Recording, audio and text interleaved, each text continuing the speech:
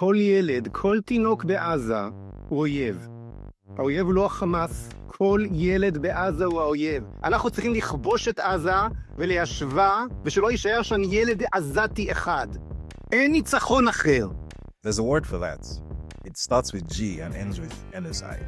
This guy, by the way, is former Israeli parliamentarian Moshe Feiglin, who spoke earlier this week on Israeli TV station Channel 14. These shocking comments largely flew under the radar because of something else that happened this week that has dominated the news cycle. And these are people that are officials, and they're saying that kill the white farmer and take their land.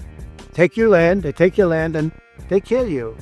It's okay, and they say it's okay to do it. US President Donald Trump had a meeting with South African President Cyril Ramaphosa, which can only be described as an ambush. In his customary chaotic style, he accused South Africa of carrying out a white genocide, where white farmers have allegedly been forced off their land on the pain of death. And his evidence for this accusation was, wait for it, These are all white farmers that are being burned.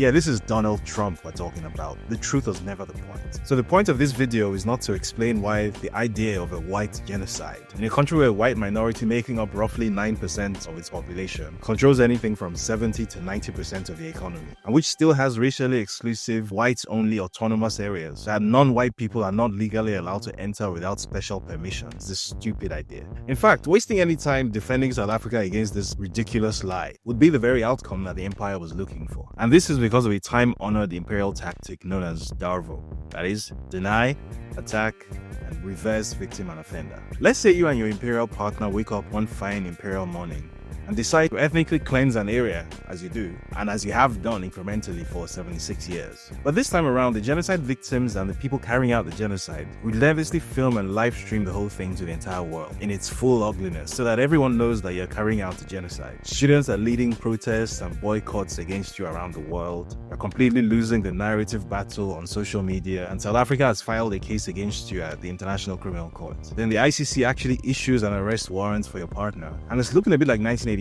in the final days of apartheid in South Africa all over again. The end is near. How do you regain control of the situation? First thing you do is deny. So you insist that this is absolutely, totally, completely not a genocide. That you are fighting Hamas. Something, human shield, something, this war will end today if Hamas will just release the hostages. Something, Al-Shifa Hospital tunnel complex. You get the drift. Then you attack. You accuse the genocide victims of being evil vermin that need extermination.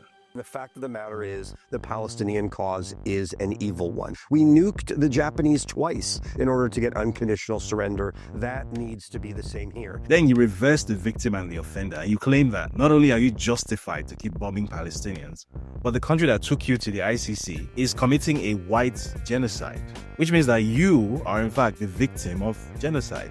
You then go on TV and claim that people calling for an end to ethnic cleansing are themselves actually trying to ethnically cleanse you.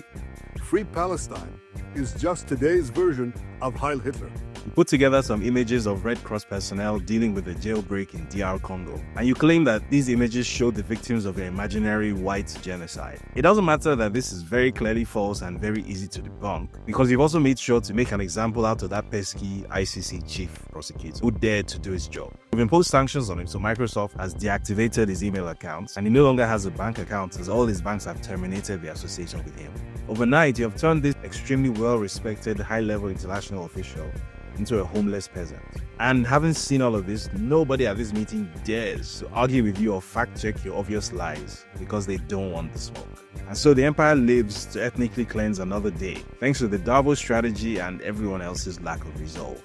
I mean, just look at this guy. Terrible.